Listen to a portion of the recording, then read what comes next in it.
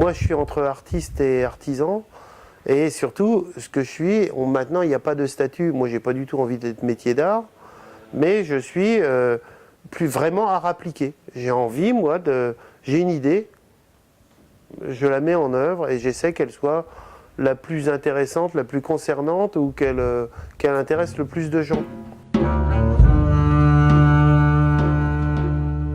Moi, à la base, je suis lycéen comme tout le monde, je suis ado.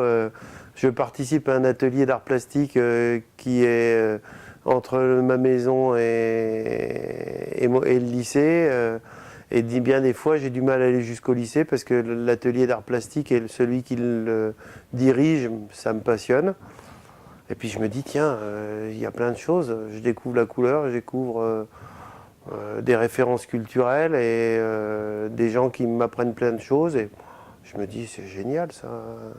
Et très vite, je me suis dit, tiens, je ferais bien que ça. Et formation art décoratif. Les arts déco à Grenoble, c'était pas spécialement novateur. Donc après, je suis parti sur Lumini, Marseille Lumini, où il y avait Ben, Kermarek, Tony Grande, Viala, où c'était support surface qui était très à la mode à ce moment-là. J'ai continué mon diplôme de Beaux-Arts, et puis après, je suis monté.